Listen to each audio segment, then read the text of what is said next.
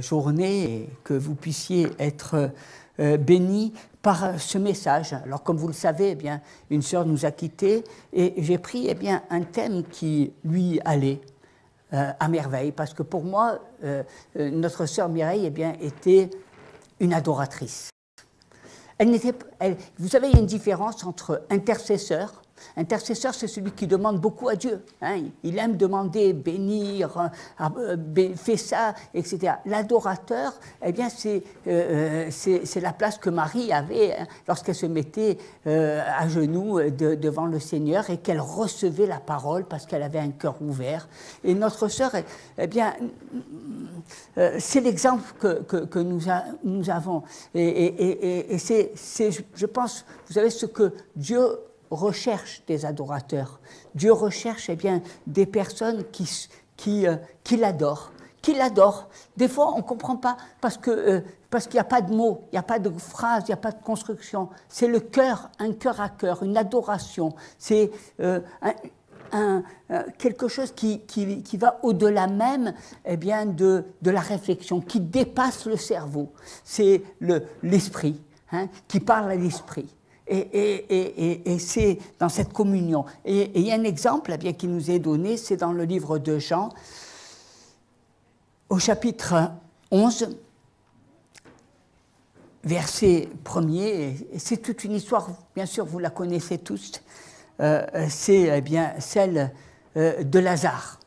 Alors, il y avait un homme malade, Lazare, de Béthanie, village de Marie et de Marthe, sa sœur.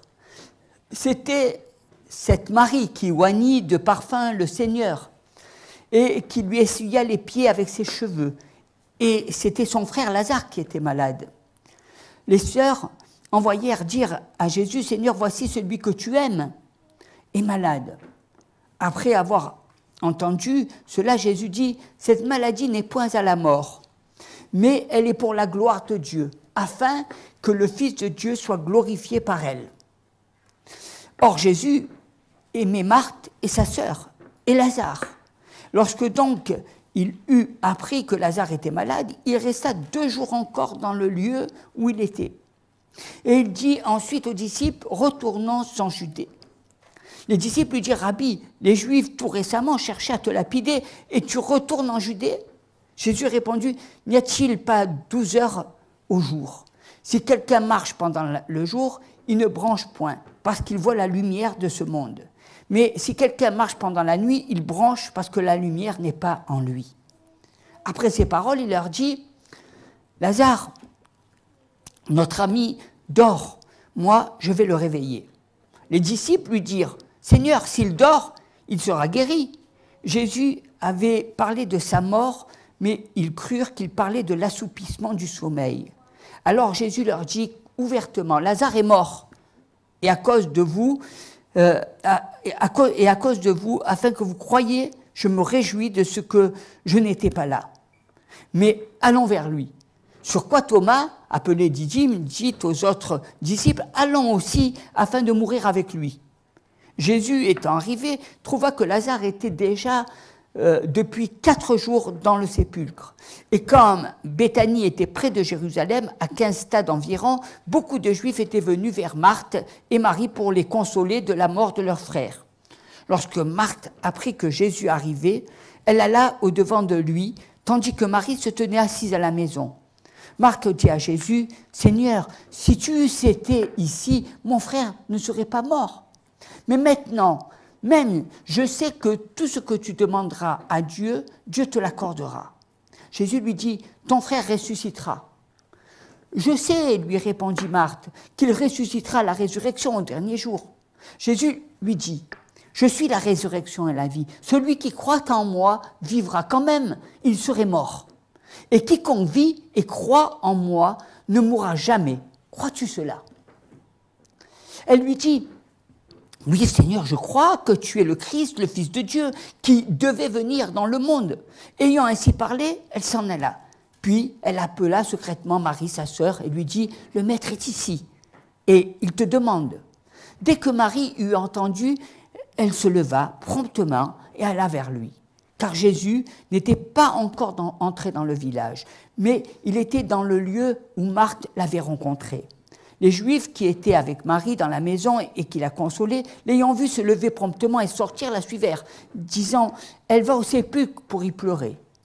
Lorsque Marie fut arrivée là où était Jésus et qu'elle le vit, elle tomba à ses pieds et lui dit « Seigneur, si tu eusses été ici, mon frère ne serait pas mort. » Jésus, la voyant, pleura. Et les Juifs qui étaient venus avec elle frémirent en son esprit et furent tous émus. Et il dit « Où l'avez-vous mis ?» Seigneur, lui répondirent-ils, « Viens et vois. » Jésus pleura. Sur quoi les Juifs dirent « Voyez comme il l'aimait. » Et quelques-uns d'entre eux dirent « Lui qui a ouvert les yeux de l'aveugle, ne pouvait-il pas faire aussi que cet homme ne mourût point ?» Jésus, frémissant de nouveau en lui-même, se rendit au sépulcre. C'est une grotte et une pierre était placée devant. Jésus dit « Ôtez la pierre. » Marthe, la sœur du mort, lui dit « Seigneur, il sent déjà, car il y a 4 jours qu'il est là. » Jésus lui dit « Ne t'ai-je pas dit que si tu crois, tu verras la gloire de Dieu ?» Ils ôtèrent donc la pierre, et Jésus leva les yeux en haut et dit « Père, je te rends grâce de ce que tu m'as exaucé. Pour moi, je savais que tu m'exauces toujours, mais j'ai parlé à cause de tout le monde, de toute la foule qui m'entoure, afin qu'ils croient que c'est toi qui m'as envoyé. » Ayant dit cela, il cria d'une voix forte « Lazare, sors !» Et le mort sortit, les pieds et les mains liés de bandes, et le visage enveloppé d'un linge. Jésus leur dit « Déliez-le et laissez-le aller. » Plusieurs des Juifs qui étaient venus vers Marie et qui virent ce que fit Jésus crurent en lui. Mais quelques-uns d'entre eux allèrent trouver les pharisiens et lui dire ce que Jésus avait fait. Il y a tellement de choses à dire sur cette histoire. Une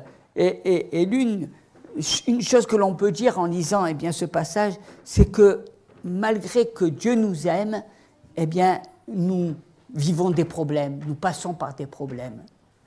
L'amour de Dieu dans la vie ne nous exempte pas des problèmes et des difficultés. Elle ne nous exempte pas de la maladie, elle ne nous exempte pas des dépressions, des maux de l'existence. Et quand vous lisez ce texte, on voit que tout tourne autour de l'amour. L'amour de Jésus pour Lazare, l'amour de ses disciples pour lui, Jésus qui a même pleuré. Et on voit même un Thomas qui accepte de suivre Jésus, même s'il allait mourir. Sur quoi, dit Thomas, appelé Didyme, dit aux autres disciples, allons aussi afin de mourir avec lui.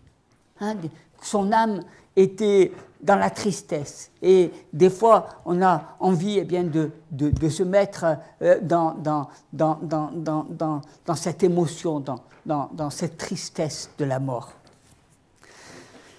Mais même si Jésus aimait beaucoup Lazare, Lazare est mort. Dieu permet parfois qu'on passe par des moments de souffrance. C'est vrai qu'on a du mal à comprendre cela. On a du mal à comprendre la souffrance parce que, en étant enfant de Dieu, on a le sentiment que nous avons comme une sorte d'immunité, que nous sommes protégés, que nous n'avons pas à vivre et à passer par la souffrance. Nous pensons que, en tant qu'enfants de Dieu, le jour où le Seigneur nous appelle, c'est comme un rendez-vous sacré, une fête. Mais Dieu ne regarde pas avec nos yeux. Quelquefois, la mort nous arrache à la vie. Et la mort avait arraché à la vie Lazare, qui était tombé malade et qui est mort. Et Jésus aimait cette famille. On ne peut pas dire que Jésus n'aimait pas Lazare, Marthe, Marie. C'était un lieu où il aimait se reposer, Béthanie. Et il y avait... mais la mort, était entrée dans leur vie. dans leur famille. La mort s'était invitée. La mort s'invite, même dans l'Église, eh bien, lorsque des frères et des sœurs eh bien, sont arrachés à la vie.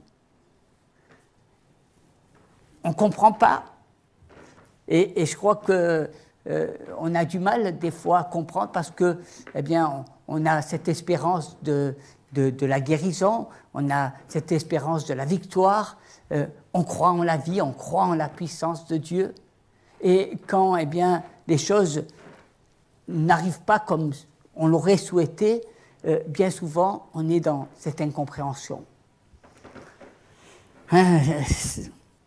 Certains d'entre vous voulaient quantifier l'amour de Christ dans votre vie par l'absence de problèmes. Certains se disent, plus Dieu m'aime, s'il m'aime, je ne dois pas vivre des problèmes. S'il m'aime, je ne dois pas passer par la maladie. S'il m'aime, je dois pas. Hein, s'il m'aime, mais Dieu t'aime. Et ça n'empêchera pas que tu passeras peut-être par la maladie, tu passeras par la souffrance. C'est ce qui, bien souvent, nous est difficile de comprendre. Les raisonnements de certains d'entre nous, c'est « si Dieu m'aime, je n'aurai pas de problème. Et si j'ai des problèmes, c'est la preuve qu'il ne m'aime pas. » Est-ce que vous pensez que, parce que vous avez des problèmes, que ce soit de santé, que ce soit eh bien, des moments difficiles où quelquefois on passe même dans la vallée de l'ombre de la mort, est-ce que vous pensez que Dieu ne vous aime pas? Est-ce que vous pensez que Dieu n'aimait pas notre sœur? Pas une seule minute, pas un seul instant. Parce que Dieu ne regarde pas à l'enveloppe, au corps, bien que nous devons veiller à notre corps. Et ce n'est pas dit dans la parole.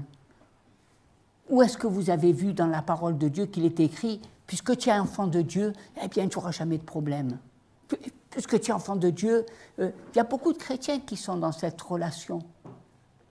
C'est une relation d'intercesseur, cette relation qui demande à Dieu, donnant.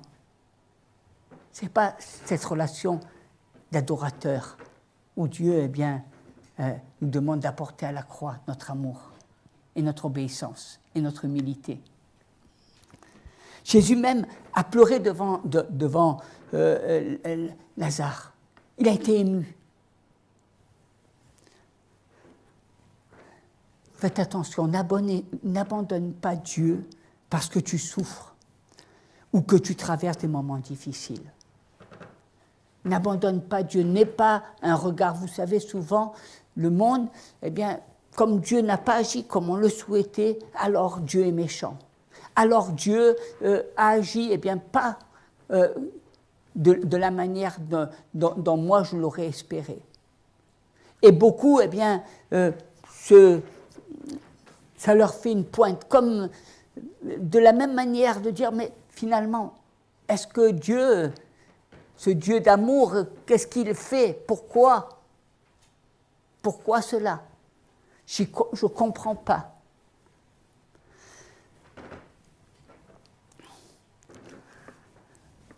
Dieu nous appelle à l'aimer, dans les bons comme dans les mauvais moments, à l'aimer en toutes circonstances, à avoir une foi indestructible, parce qu'il a les paroles de la vie et de la résurrection. Parce que Dieu n'est pas le Dieu de nos doutes, il n'est pas le Dieu eh bien, de nos incertitudes. Il est le Dieu de la victoire, de sa victoire. Et combien, eh bien, sont là, en se disant, mais pourquoi Dieu a cessé de m'aimer? Pourquoi je vis des situations compliquées? Pourquoi cela? Au lieu de dire cela, eh bien, dis-toi que Dieu t'aime. Malgré toutes les situations difficiles que tu peux vivre, Dieu t'aime. Et c'est ça qui est important. Souvent, on pense que Dieu est notre forteresse, notre bouclier, et que rien ne peut nous atteindre Mais c'est une erreur. Hein. Je vous invite à lire le livre des Hébreux au chapitre 11, et là vous verrez, dans ce livre, il est parlé des héros de la foi. C'est vrai que par la foi, eh bien, ils ont fermé la bouche des lions. C'est vrai, la gueule des lions. C'est vrai que le feu a été éteint. C'est vrai qu'il y a eu des victoires extraordinaires. Mais, par la même foi, ils ont été torturés, massacrés, tués. Ceux qui ont, dans l'ombre, eh bien, simplement, dans leur passage, guérissaient des malades. Ces mêmes personnes ont été même crucifiées la tête à l'envers.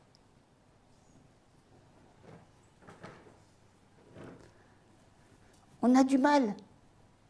Parce que nous, on voudrait qu'on s'est créé un évangile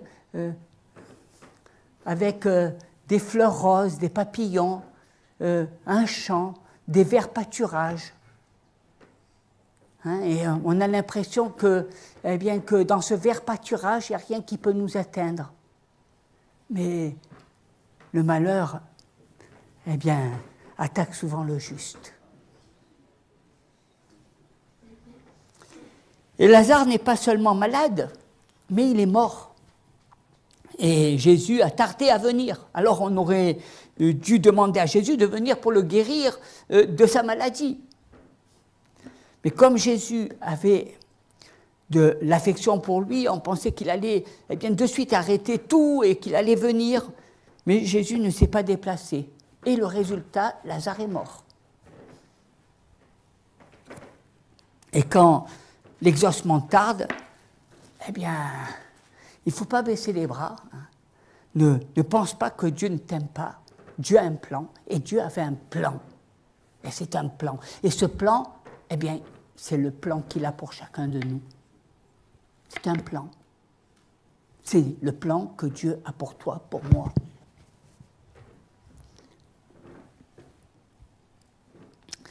Lazare est venu en retard, et il était... Jésus était venu en retard et Lazare était mort depuis 4 jours dans le tombeau. Et il se sentait mauvais. Et Dieu, ne va pas quand même pas permettre que mon problème se complique. On a l'impression qu'il y a des moments où ça va aller jusqu'au... On se dit, mais Seigneur, mais Dieu, c'est toujours là. C'est ça le rôle de l'intercesseur. L'intercesseur, il va se battre jusqu'au bout. Parce que, même ce qui paraît à nos yeux comme quelque chose de catastrophique, Dieu est là. Et Dieu a la solution. Et c'est notre rôle en tant qu'intercesseur, d'intercéder jusqu'au bout. C'est le rôle des enfants de Dieu. De croire que rien n'est impossible à Dieu et tout est possible à celui qui croit.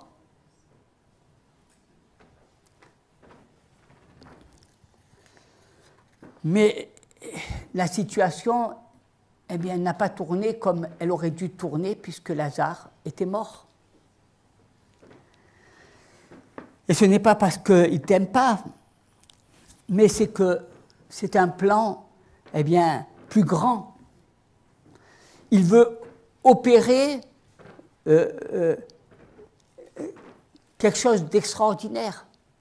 Il veut transformer la maladie en vie. Il veut transformer ce corps qui se dégrade, le ramener à la vie. Ce que nous croyons comme mort, pour le Seigneur, est ramené à la vie.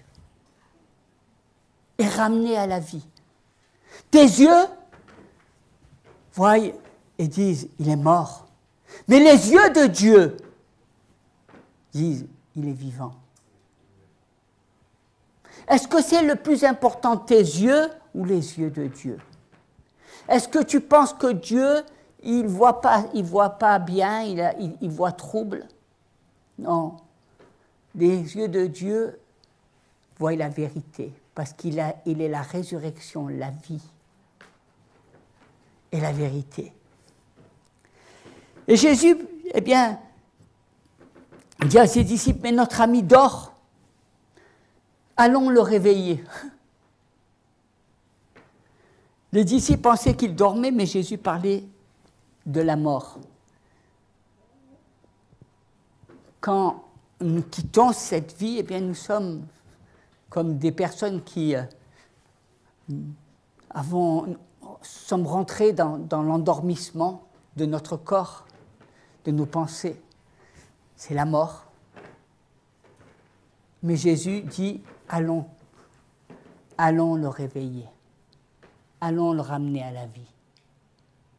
Quand tu es mort, eh bien le Seigneur tape à la porte et dit, réveille-toi, réveille-toi, réveille-toi, tu reviens à la vie. Cette vie, eh bien, qui est la vie éternelle. Cette vie qui fait que ton esprit sort de ton corps et l'Esprit de Dieu rentre, eh bien, dans la communion avec le Seigneur. L'enveloppe.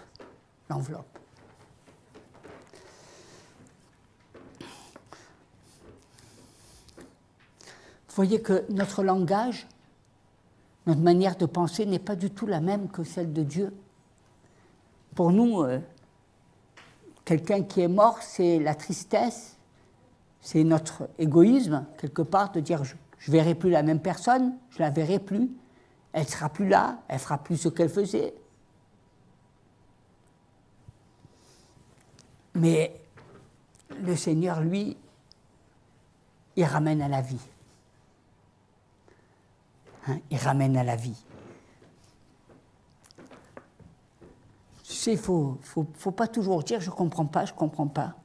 Parce que Jésus parlait de la mort en utilisant le sommeil. Jésus, lorsqu'il parlait de la mort, il parlait du sommeil. Lazare était mort et Jésus a dit « il s'est endormi ».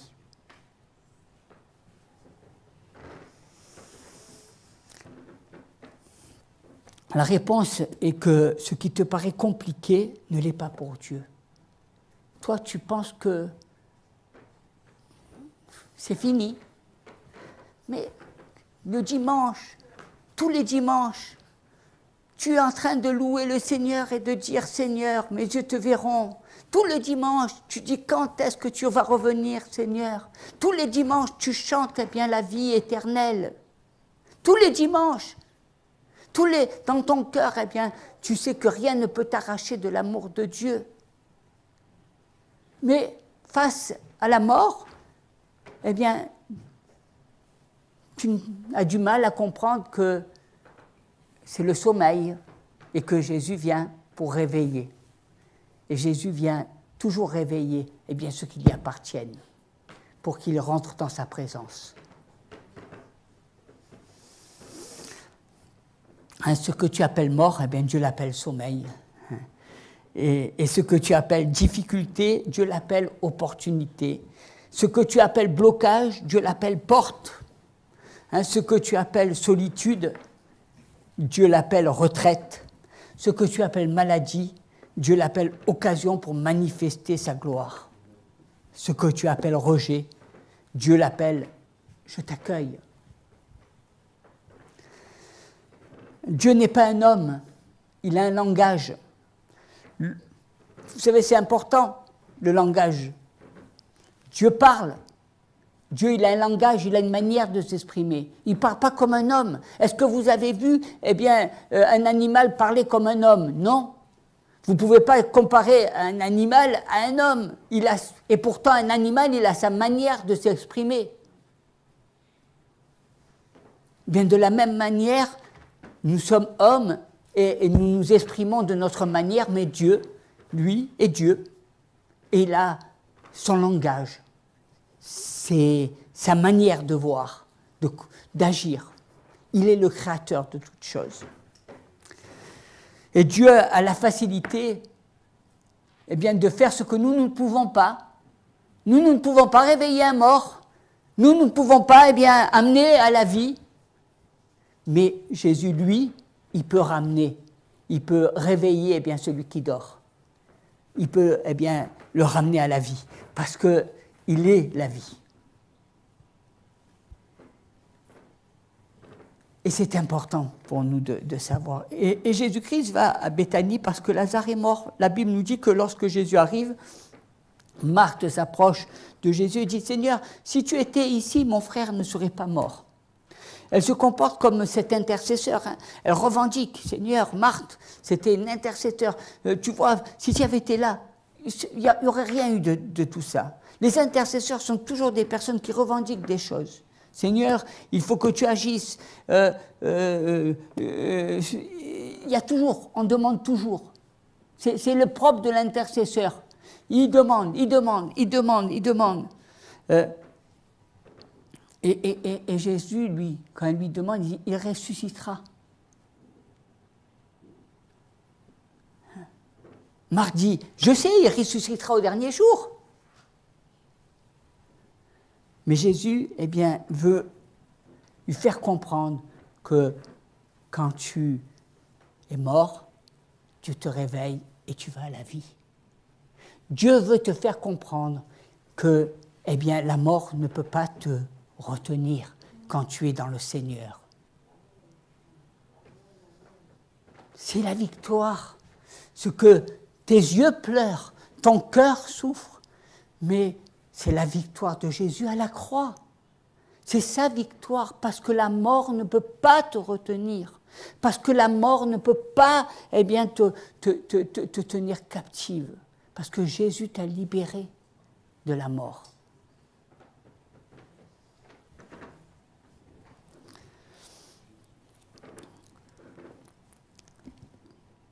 Et il lui pose une question. Jésus dit, est-ce que le crois-tu? Et elle était dans un langage de « je le sais ». Jésus dit « le crois-tu » Et elle dit « mais je sais à la résurrection des morts, je sais quand Jésus tu reviendras, tu viendras chercher ton église, je sais, il y a beaucoup de choses que tu dis « je sais ». Et Dieu te dit « est-ce que tu le crois ?» Parce que c'est ça qui est important, ce n'est pas ce que tu sais qui est important. Il y a beaucoup de choses que tu sais, mais ce n'est pas important. Parce que tu peux savoir beaucoup de choses. Mais moi, je veux parler à ton cœur, je veux parler à ta pensée. Est-ce que tu le crois? Parce que savoir, ce n'est pas le croire, ce n'est pas le vivre. Savoir, c'est avoir une connaissance. Mais le croire, c'est l'adopter. C'est dire oui, je suis en accord avec toi. Il y a beaucoup de choses qui sont dans la confusion. Il y a beaucoup de choses qui sont dans le combat, dans notre âme. Parce qu'il y a beaucoup de choses que nous savons. Mais est-ce que nous le croyons? Est-ce que tu crois? C'est je le crois, le langage d'un chrétien. C'est pas je le sais, c'est je le crois. Parce que c'est je le crois qui active le miracle, parce que c'est je le crois qui fait que, eh bien, nos frères et nos sœurs qui nous ont précédés dans la gloire sont dans la présence de Dieu. C'est je le crois. Et quand tu intercèdes, eh bien, ce qui fait que ton miracle arrive dans l'intersection, c'est de le croire. C'est la révélation de Jésus, de le croire. Le miracle, eh bien, c'est de croire que notre sœur est dans la présence du Seigneur. Le miracle de Dieu, eh bien, c'est de le croire. Ce n'est pas d'avoir les yeux et la tristesse, ce n'est pas de se dire « je le sais », mais c'est « je le crois ». Parce que si je le crois, eh bien, le miracle de Dieu se produit. Vous savez que sans la foi, il est impossible de plaire à Dieu. Et c'est à cela que le Seigneur, le savoir est une chose, mais le croire en est une autre. Et parfois, vous ne voyez pas de miracle parce que vous réfléchissez trop au futur. Je le crois, dit-elle. Vous savez, quand vous êtes là en train de... Quand votre connaissance vous tue, vous voulez tout formaliser. Je sais ça, je sais, et ça, et ça. Et est-ce que tu laisses la place à Dieu? Est-ce que tu laisses la place à Dieu parce que Dieu veut que tu crois en lui? Pas que si j'ai peur, eh bien, il faut que je fasse ça. Si mais où est Dieu? Tu sais beaucoup de choses, mais est-ce que tu crois en lui? Est-ce que tu lui fais confiance? Parce que il y en a qui se disent, oui, quand je serai plus là, je serai dans le ciel. Mais est-ce que tu le crois? Parce que si tu le crois, eh bien, tu verras que tu vas changer ta manière de voir, de réfléchir, de te comporter. Parce que si tu le crois, tu te prépares. Mais si tu dis, oui, quand j'ai fini, eh bien, sur terre, je serai avec lui. C'est fini, je serai... Et ça, c'est ce que tu penses. Tu le sais. Mais le croire, c'est vivre cette résurrection chaque jour. C'est tous les jours de dire, Seigneur, merci pour le cadeau que tu me donnes, la vie. Merci pour la grâce que j'ai. Merci, Seigneur, eh bien, parce que tu es celui qui me garde. Dans mon départ comme dans mon arrivée, tu es celui qui veille sur moi. Je le crois. Je le crois. Et après, eh bien, que Marthe, elle a cru. Marie, pardon, elle a cru. Elle a cru parce que elle a fait cet acte. Dès que le maître l'a appelée, elle a quitté. Elle a été. Dès que Dieu t'appelle, eh bien, tu vas. Tu n'es pas là en train de trouver des excuses. Tu n'es pas là en train de te... Quand le maître t'appelle, eh bien, le maître t'appelle. Elle a laissé les pleurs, elle a laissé les sanglots, elle a laissé toutes choses pour aller à la rencontre de Jésus. C'est l'adorateur. L'adorateur, il cherche la présence. L'adorateur, eh bien, c'est l'épouse qui cherche l'époux. L'adorateur, eh bien, c'est cette communion. Je l'ai cherché et je l'ai trouvé. Faites attention, parce que des fois vous l'avez trouvé, mais vous ne le voyez pas. Je l'ai cherché, je l'ai trouvé, je l'ai perdu. Cherche. Rends grâce au Seigneur, bien pour ce que Dieu a fait, ce que Dieu t'a donné. Bénis le Seigneur, eh bien, de toutes les grâces que Dieu... Et ça, eh bien, Marie le savait. Vous savez, je voudrais vous dire une chose, c'est que Jésus, il nous aime tous de la même manière. Hein? Est-ce que vous le savez? Mais nous ne l'aimons pas tous de la même manière.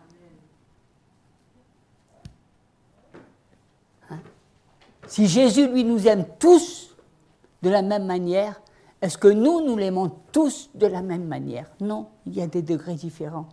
Il y a ceux qui l'adorent, il y a ceux qui l'aiment, il y a ceux qui... Et puis il y a ceux qui l'aiment comme ça. L'intimité. Et il y a deux sortes de comportements différents. Il y a, l'un c'est les intercesseurs et l'autre c'est les adorateurs. L'intercession, il y a toujours, c'est toujours, eh bien, demander à Dieu, prier, avoir les genoux, parce qu'on est sensible à la souffrance des autres, et demander. Il y a toujours, eh bien, mais dans l'adoration, eh bien, c'est la recherche de la présence de Dieu. Je ne viens pas pour te demander, Seigneur, je viens pour être dans ta présence. Je ne viens pas pour te faire des revendications, je ne viens pas pour te faire une liste de prières pour que tu les exauces. Je viens simplement dans ta présence parce que je suis bien à tes pieds, parce que je peux me mettre à genoux devant toi et je sens ta présence, ton amour, je sens ton réconfort. Et je pourrais rester, eh bien, des jours, des nuits, des mois, des années. La présence de Dieu. La présence, cette présence, eh bien, qui fait toute la différence, qui fait, eh bien, la différence entre ceux qui intercèdent, ceux qui revendiquent, et puis ceux qui, eh bien, recherchent la présence de Dieu. L'intercession, l'adoration. Les personnes dans l'adoration, vous savez, ont tendance toujours à en faire même trop.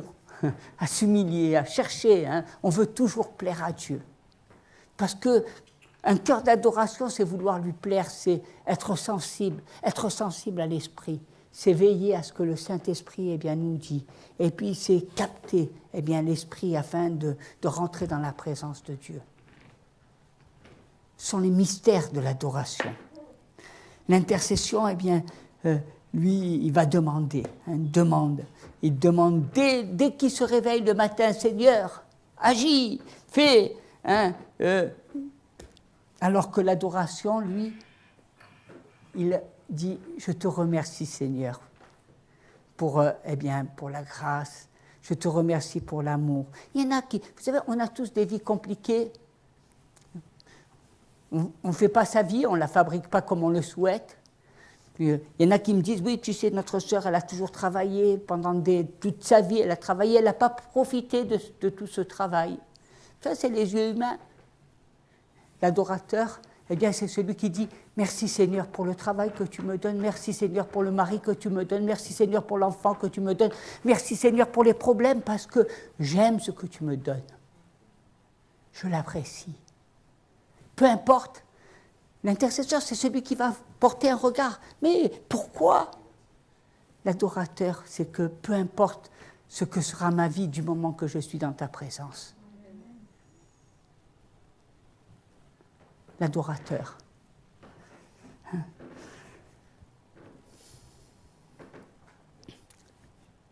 Je vous donne un secret. Le matin, je vous conseille de faire une bise à Dieu au lieu de passer à tes demandes. Commence à l'embrasser. Commence à le remercier. Quand Marthe parle à Jésus, il ne lui demande pas où l'avez-vous mis, c'est Marie qui a touché son cœur. Il n'est pas là en train de poser des questions. Il voit Marie. Il est ému. Vous savez, quand les intercesseurs échouent, Dieu cherche les adorateurs. C'est Marie qui a conduit Jésus vers le tombeau. Et les adorateurs sont toujours des leaders. Ils sont pas. Vous savez, c'est une âme d'être leader. Il y a ceux qui n'aiment pas.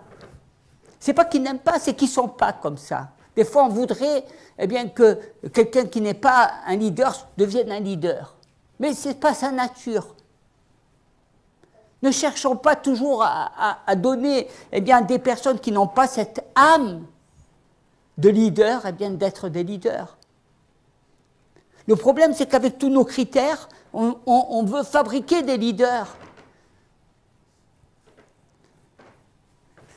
Le leader, c'est celui qui est l'adorateur de Dieu. Parce qu'un adorateur est un leader, il est dans la présence.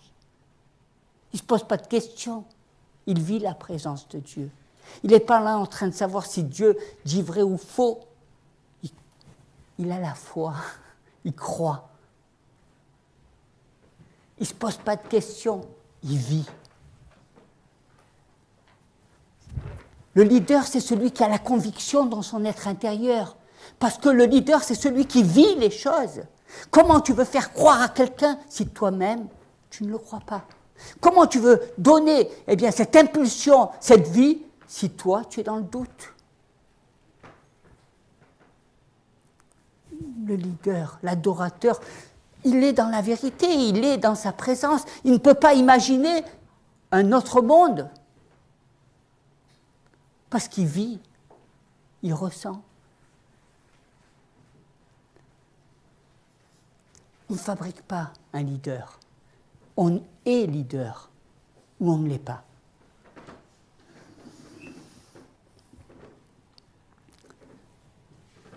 L'adorateur, c'est toujours celui qui s'humilie, qui cherche.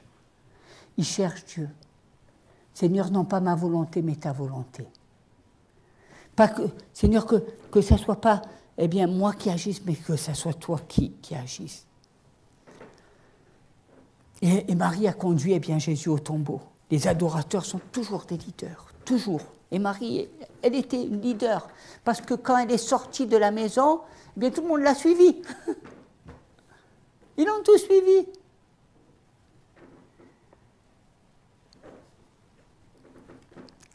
Quand on est adorateur, on a beaucoup d'amour à partager. Ce qui caractérise eh bien, l'adorateur, c'est l'amour de Dieu, c'est cet amour qu'il a donné aux autres. Quand Marie est allée voir Jésus, eh bien, la foule l'a suivi. Quand tu es égoïste, que tu demandes à Dieu, bénis-moi, bénis-moi, bénis-moi, bénis-moi, eh bien,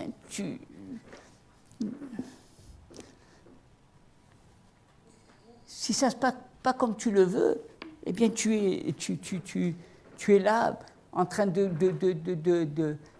pas être bien dans ta peau. Tu es là en train de douter. Tu es là, ça remet en cause. Vous imaginez, il y a des chrétiens, ils sont chrétiens depuis des années, des années. Ils ont entendu parler de Jésus. Ils ont vécu dans la parole de Dieu. Et ils ont perdu la foi. Ils sont dans le doute.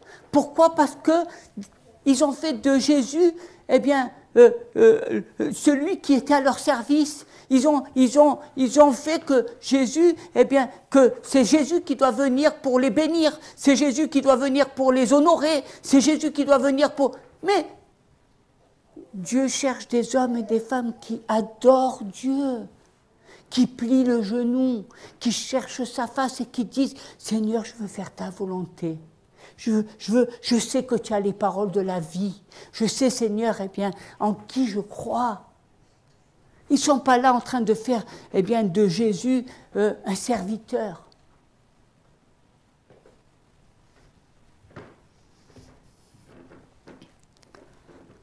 Si tu as une intimité avec le Seigneur, eh bien, forcément, il y a l'onction de Dieu. Est-ce que tu passes du temps dans la présence de Dieu? Est-ce que tu le recherches vraiment? Je vous parlez vraiment cœur à cœur. Pourquoi? Parce que, tu sais, on peut se mentir, on peut faire plein de choses, on peut se voiler la face, et tu peux passer à côté de la vie. Tu peux te mentir à toi-même, tu vas toujours te trouver des excuses. Je te demande une chose, est-ce que tu aimes la présence de Dieu? Est-ce que tu recherches la présence? Est-ce que tu as soif de Dieu? Est-ce que tu as faim de lui? De lui! De lui, de lui. Est-ce que tu as cette âme? Parce que sinon tu fais fausse route. Jésus ne sera bon, ne sera ton ami que quand il te fera du bien, et quand il ne te fera pas de bien, et que ça ne marchera pas comme toi tu l'aurais souhaité, eh bien ça ne sera plus ton ami. Et ta foi va défaillir. La présence, l'intimité. L'intimité, c'est ce qui nous permet d'avoir une relation forte, vraie, une alliance, une conviction, une vie, l'intimité.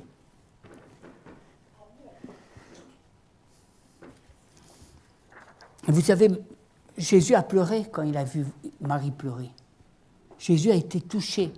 Parce qu'en voyant Marie pleurer, eh bien, son cœur a été touché. Quand tu pleures, eh bien, Dieu est touché. Quand tu pleures vraiment. Pas pleurer parce que tu ne m'as pas fait ce que tu ne m'as pas exaucé, tu m'as pas... Non. Lazare était mort. Il n'y avait plus... C'était fini. C'est fini. Hein? On n'était pas au stade de « je pleure parce que je crois qu'il va guérir ». Non, il est mort. Donc c'est comme ça. Mais elle a pleuré, parce qu'elle a montré sa peine, elle a montré son cœur, elle a montré bien ce qui est vrai aux yeux de Dieu, ce que Dieu aime. Ce n'est pas que des simulacres, ce n'est pas des manières de voir, il veut voir ton cœur d'une manière sincère, authentique, vraie. Il recueille même tes larmes. C'est ça Dieu.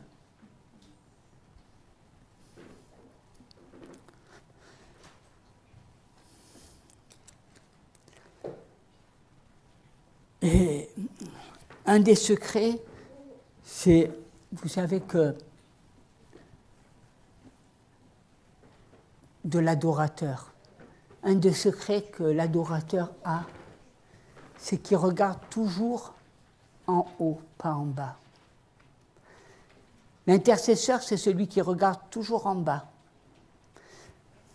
comment va la vie, comment va ma ville, mon travail, mes amis, ma maison, mes ceci, le regard en bas, mes frères, mes sœurs, ma famille.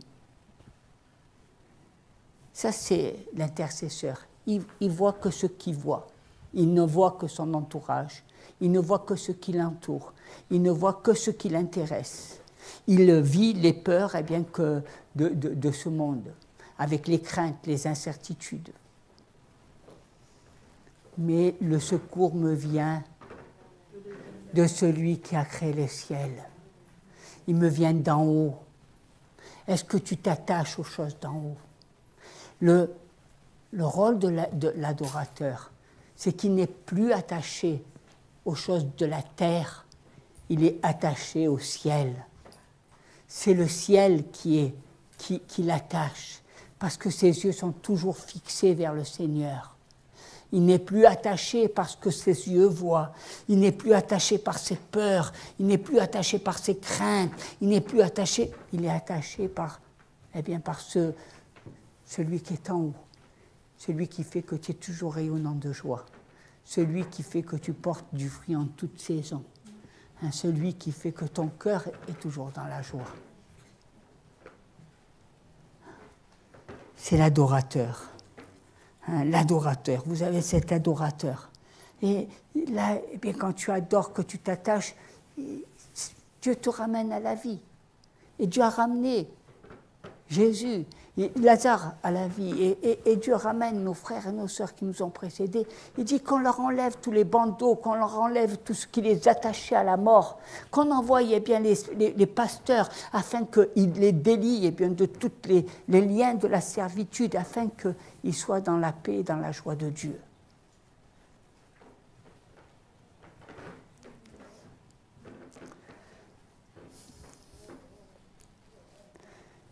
Vous voyez que le Seigneur est merveilleux parce que les disciples disent « Mais pourquoi tu vas aller là-bas? Tu t'imagines, on va essayer, on essaie de te lapider. » Et Jésus, il ne brave pas là, il n'a pas peur. Il ne se dit pas pourquoi il va. Il dit, pendant qu'il fait jour, le jour est composé de 12 heures. Et si je marche dans la lumière, la lumière sera avec moi. Et le Seigneur, agit puissamment et il amène le miracle. Des fois, nous avons nos peurs. Vous savez, les peurs nous empêchent de voir la gloire de Dieu. Nos peurs nous empêchent de voir au miracle de Dieu. Mais le miracle, il y est dans chacun de nous. Tu sais que tu ne meurs pas, tu seras toujours vivant. Tu seras toujours, même le jour où tu seras dans la mort, tu seras en sommeil et le Seigneur va venir te réveiller. Et c'est ce que le Seigneur a fait avec tous ceux qui nous ont précédés dans la gloire. Il nous réveille afin qu'on rentre dans sa présence. Il nous réveille afin qu'on voie son amour. Il nous réveille afin qu'on voie qu'il est là. Est-ce que tu le crois? Je te pose cette question. Est-ce que tu le crois? Est-ce que tu le crois vraiment? Parce que si tu le crois, tu n'es plus dans la paix, dans la peine, tu n'es plus tu as cette paix de Dieu en toi. Je le crois. Et je crois que notre sœur, elle est dans la présence du Seigneur. Amen. Je le crois. Au nom de Jésus. Amen. Amen. Amen. Alléluia. On va s'incliner dans la prière. Seigneur, merci, parce que tu nous donnes d'être des adorateurs. Tu nous donnes, Seigneur, d'être ces adorateurs qui cherchent ta face, qui ne marchons pas au travers de ce monde, de l'esprit de ce monde, mais qui marchons au travers de ta parole, la vie, la résurrection et la vie. Que Seigneur, notre vie soit remplie d'expériences et de miracles de Dieu. Que jour après jour, nous puissions voir la main de Dieu nous conduire. Et que chaque jour, nous puissions nous attacher davantage à ce Dieu merveilleux. Parce qu'il a les paroles de la vie, parce qu'il est la vie, parce qu'il est la résurrection et la vie, parce que, nous serons tous les jours avec lui jusqu'à la fin du monde. Merci Seigneur pour l'avenir. Merci pour la destinée. Merci Seigneur eh bien, pour l'avenir que tu as mis devant nous. C'est un avenir éternel et cet avenir, eh bien, donne-nous à chacun de pouvoir préparer notre vie. Donne-nous à chacun eh bien, de faire une alliance éternelle avec toi et de dire je le crois au nom de Jésus, je le crois au nom de Jésus. Soyez bénis. Alléluia. Amen. Alléluia.